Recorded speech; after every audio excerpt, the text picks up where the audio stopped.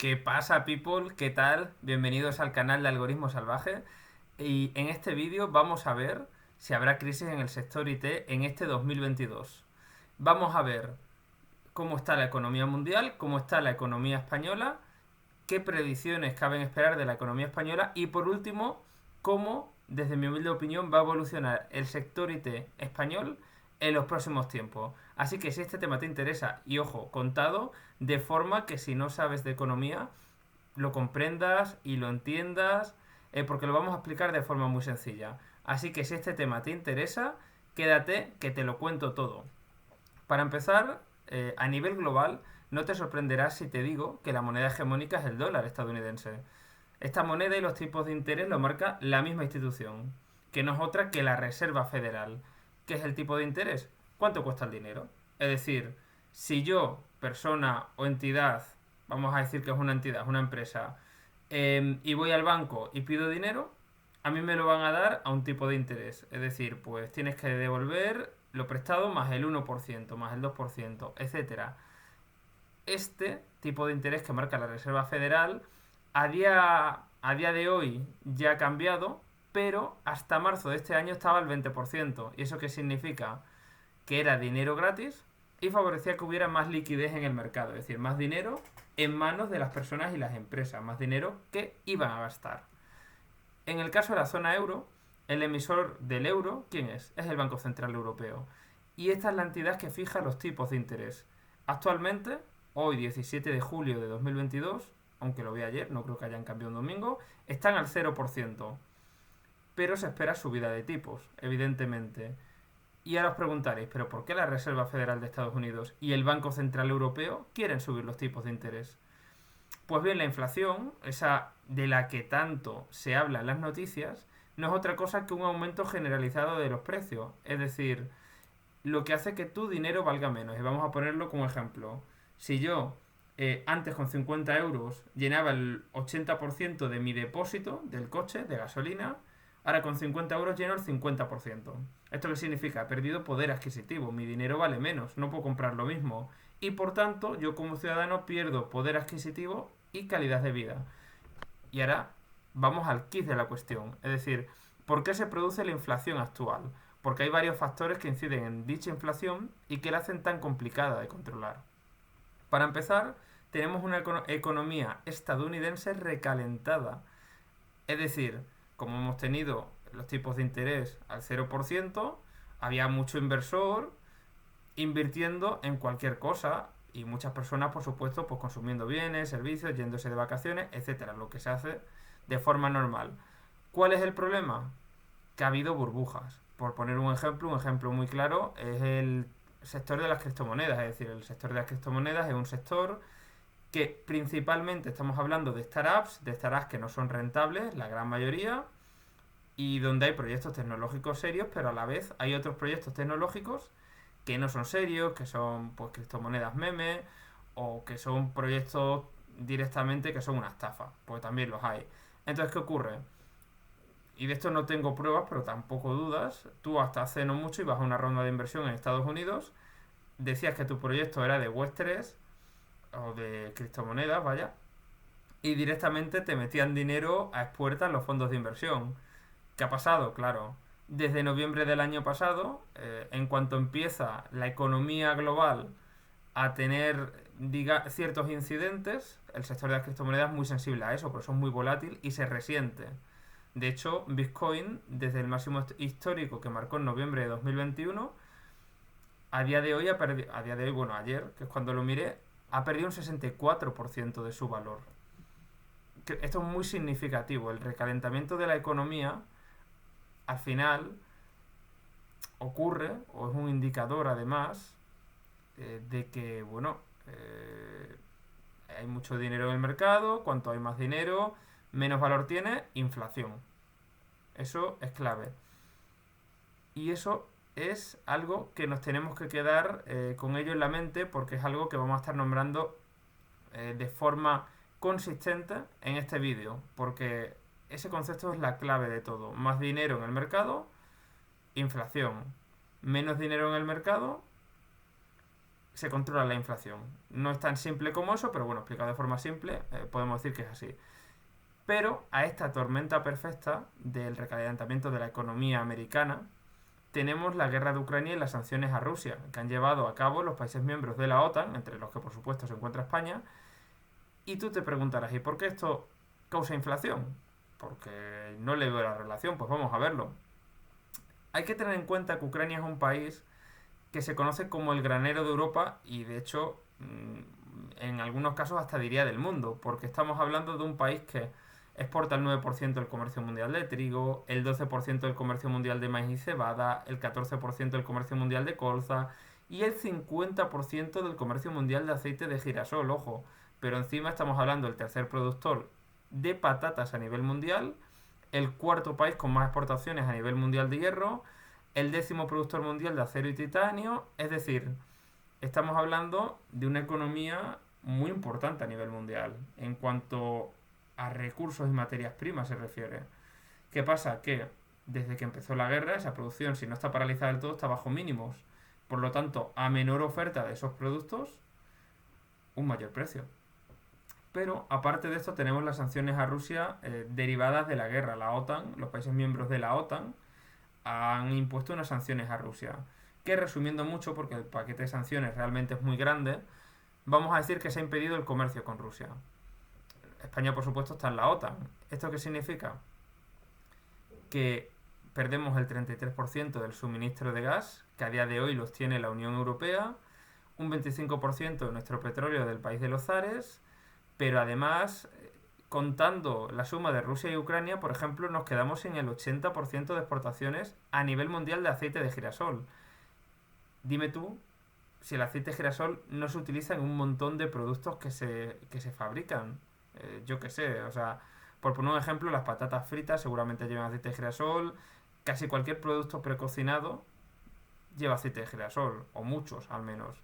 Con lo cual, estamos hablando de materia prima muy básica que va, por su carestía, o sea, por su escasez, sube de precio y va a encarecer el precio de los productos. Pero es que además nos quedamos sin el 30% de las exportaciones mundiales de trigo y sin el 20% del comercio mundial de maíz.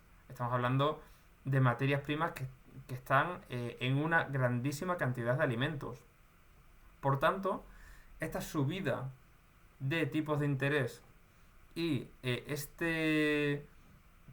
esta subida de tipos de interés en la Unión Europea y en Estados Unidos, aunque a día de hoy, ojo, en la Unión Europea a día de hoy están al 0%. ¿Qué significa? Que no estamos todavía atacando la inflación en la Unión Europea, pero esta escasez de recursos básicos sí que agravan la inflación en el territorio europeo. Y ahora nos vamos a España. Porque la situación en España no pinta bien. Vamos a ver cómo está ahora, ¿vale? Y qué podemos esperar de ella. A día de hoy, según datos oficiales, estamos hablando de una deuda en abril de 2022 del 117% del PIB. ¿Qué es el PIB? Producto Interior Bruto, es decir, lo que en un periodo determinado, en este caso un año, produce una economía en cuanto a bienes y servicios. ¿Vale? En 1980, el PIB de la economía española, o sea, la deuda, perdón, de la economía española era del 16,58%. Es decir, ha crecido de forma continua en los últimos 40 años. Una locura. Pero, vale, si la deuda está aumentando, es evidente que España genera mucho más de lo que ingresa. Es decir, gasta mucho más de lo que ingresa. Y en el sentido de que genera más gasto que ingresos. Y nuestro principal gasto son las pensiones, ¿vale? En los últimos presupuestos generales del Estado suponían más del 37% de gasto. Ahora bien, ¿este principal gasto va a disminuir?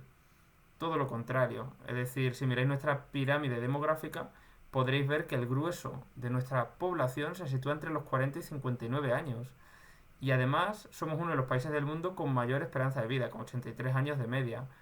De forma que si todo se mantiene como está, es decir, seguimos con los mismos ingresos y los mismos gastos, la deuda solo puede aumentar y seguir aumentando. Pero el problema es que no podemos tener una deuda infinita. Es decir, las entidades que nos están prestando el dinero, principalmente el Banco Central Europeo, que dice, oye, que yo quiero mi dinero de vuelta, quiero que me pagues la deuda. Y además a día de hoy el Banco Central Europeo ya ha dicho que deja de comprar deuda de los estados para que los estados no puedan seguir endeudándose a este ritmo y parar la inflación. ¿Qué pasa? Que eso es una mentirijilla, ya lo veremos un poquito más adelante.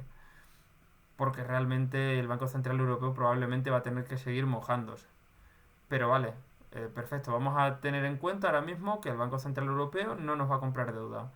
Ante esta coyuntura, ¿qué pasa? El gobierno tiene que pagar deuda, intereses de la deuda, y le hace falta dinero por todos lados. Y solo tiene dos opciones.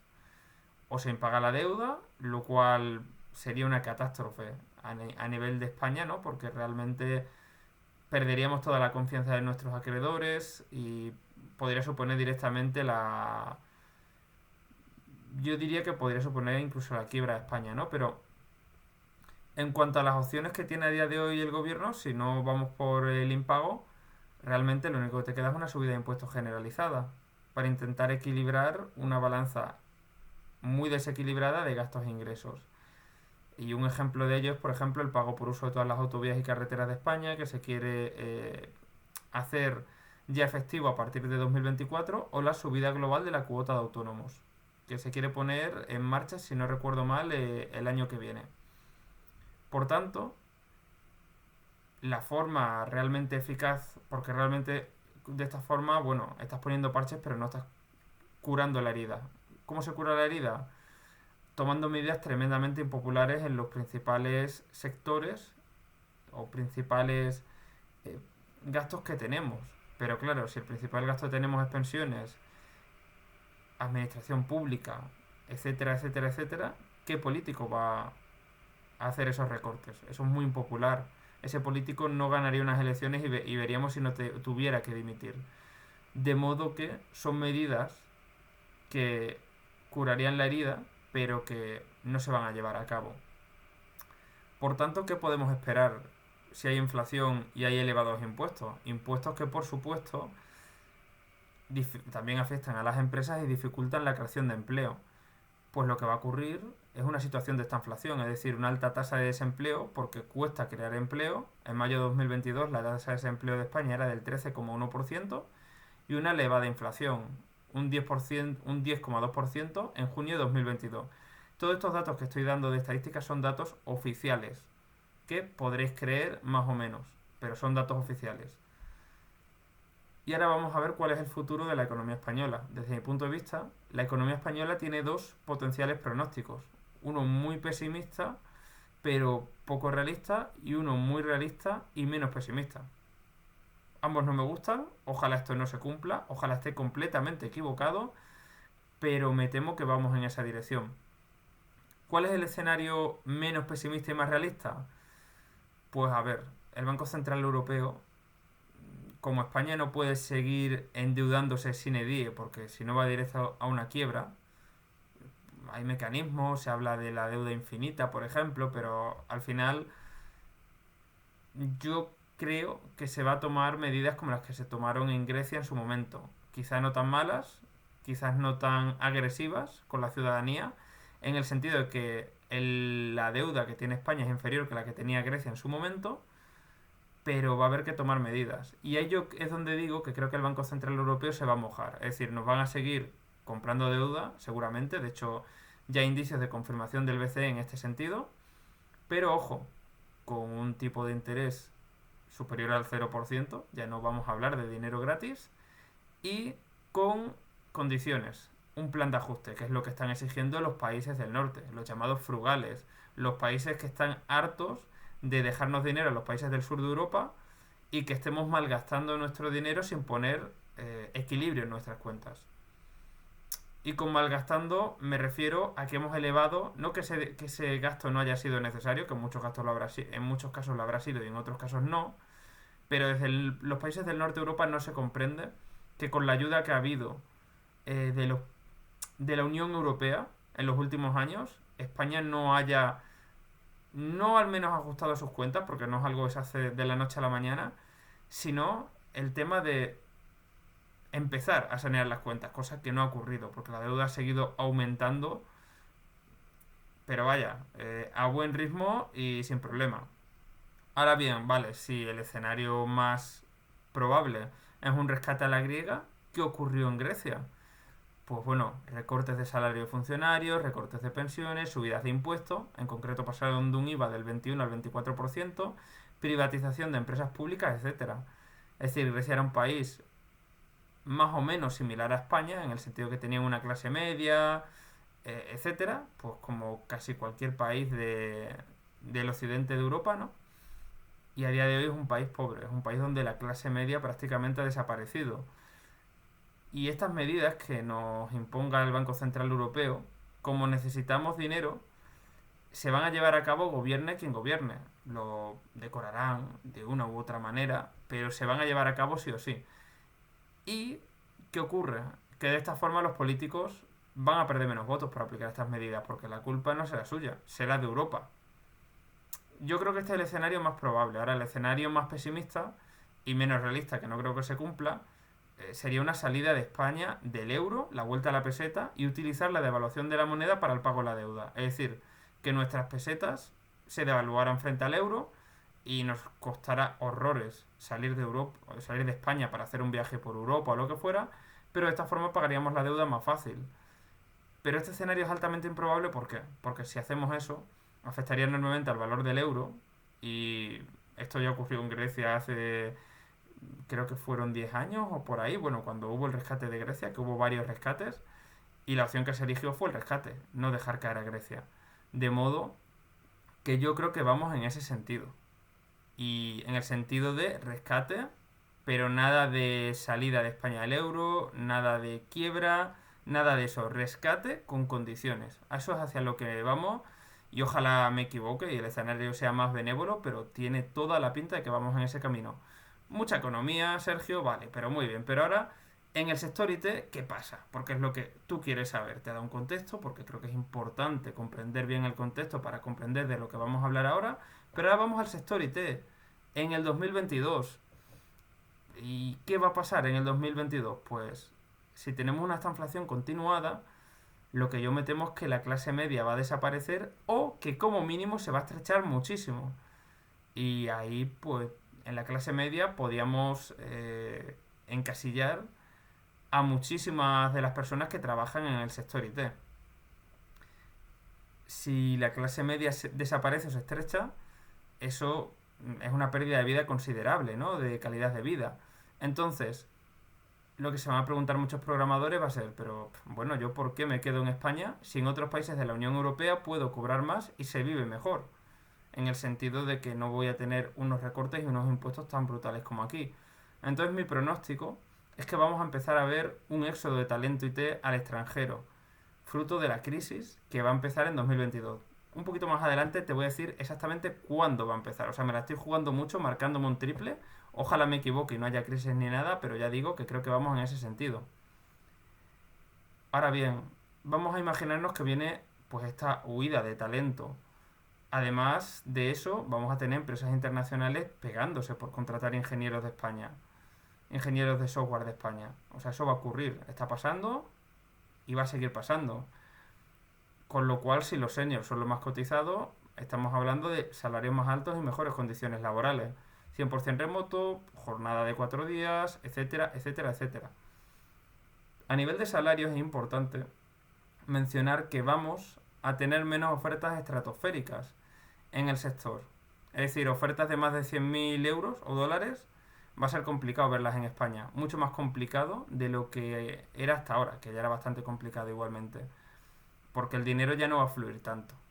Pero donde sí que se va a notar la crisis en el sector IT este 2022 no va a ser en los seniors, sino en los mid y en los juniors. ¿Por qué? A día de hoy hay muchísimas empresas en España donde los mid y juniors hacen trabajo más o menos senior, pero con salarios de mid y junior. Esa tendencia se va a acentuar y va a haber contención salarial que se va a intentar compensar pues con los beneficios de empresa que son generales para todos los trabajadores. Lo que he dicho antes, 100% remoto, jornada laboral de 4 días, más días de vacaciones, formación, etcétera. Ese tipo de cosas. Pero se espera una mayor contención salarial, porque el desembolso se va a hacer principalmente en perfiles senior. Y algo que me parece interesante comentar con esta crisis es que si el gobierno por los planes de ajuste tiene que subir mucho los impuestos a las empresas, Hay que tener en cuenta que hay muchísimas empresas internacionales que se están asentando en España, principalmente últimamente en Málaga, que a día de hoy es la tercera ciudad IT del país. Pues básicamente por lo mismo se vienen las empresas internacionales a contratar trabajadores freelance para que trabajen desde aquí para su empresa pues en Estados Unidos o en Suiza, por ejemplo. ¿Por qué? Porque la educación española en informática es una educación muy buena y los trabajadores, o sea, es decir, ofrecen calidad pero a un costo muy barato. ¿Qué ocurre? Que si los márgenes de beneficio de estas empresas empiezan a disminuir porque los impuestos suben, pues podrían empezar a barajar poner sedes en otros destinos. Yo esto no tengo algo tan claro que vaya a ocurrir, pero desde luego cuando se den los planes de ajuste que se van a dar desde mi humilde punto de vista con mucha probabilidad, pues estamos hablando de un riesgo que está ahí, puede darse, puede no darse, pero desde luego tendremos que tener mucho cuidado con eso. Y además hay una tendencia que no va a hacer bajar la demanda de programadores un montón, pero sí ligeramente. Porque si las empresas están asfixiadas a impuestos y no pueden competir en un mercado IT tan competitivo, ¿cómo van a competir? Utilizando herramientas de no code, que es algo especialmente interesante para productos sencillos y o MVPs. Ahora bien, si se viene una crisis en el sector IT en 2022, que bueno, tenemos que tener en cuenta una cosa, con mensaje de ánimo, ¿vale? Porque hasta aquí el pesimismo, ahora vamos a ver qué podemos hacer nosotros hasta eso. Es decir, en España hay una precariedad laboral tremenda. Nosotros en el sector IT, dentro de lo malo de la crisis que se viene, somos en líneas generales unos privilegiados. Pero vale, evidentemente comprendo que el saber eso y decir, bueno, dentro de lo malo no estamos tan mal, tampoco te, ¿cómo te digo? No te calme mucho, ¿no? Porque realmente más impuestos, más inflación, yo calculo, y ojalá me equivoque, pero que podemos llegar a finales de año entre un 15 y un 20% de inflación. Pues ahora está la pregunta, ¿cómo afrontar esta crisis del sector IT? Que esto probablemente, vale, tenemos estas cartas, esto que está ocurriendo en el mundo, está ocurriendo en España, que probablemente ocurra, pero ahora ¿cómo podemos atenuar el impacto en nuestra carrera profesional? Bueno, pues lo primero es evaluar nuestra situación. Es decir, si tenemos trabajo, tenemos un sueldo adecuado a nuestro estilo de vida, posibilidades de crecimiento en la empresa en la que estamos, es el momento de mantener el puesto de trabajo y crecer lo más posible dentro de la misma, tanto a nivel profesional como salarial. Ahora bien, si estamos descontentos en nuestro trabajo y tenemos un perfil competitivo en el mercado, es el momento de buscar de trabajo ya. ¿Y por qué ya? Porque la crisis muy probablemente se va a acentuar a partir de otoño, es decir, ahora mismo digamos que estamos en el verano, la gente no piensa mucho en lo que está pasando, ok, vale, pero el momento crudo y donde yo calculo que la inflación va a empezar a dispararse es a partir de otoño, es decir, cuando los tipos de interés de la Reserva Federal, del BCE, empiecen a notarse, porque eso no se nota los efectos en la economía de un día para otro, y además cuando los europeos empecemos a necesitar un gas, porque llega el otoño, llega el invierno, que va a ser muy escaso, porque, bueno, lo del el mantenimiento técnico, creo que era esa la excusa que dio Rusia el otro día para cortar el Nord Stream, el gasoducto que no sé si es el único que hay o si hay más, pero bueno, creo que es el principal gasoducto que trae gas a la Unión Europea desde Rusia.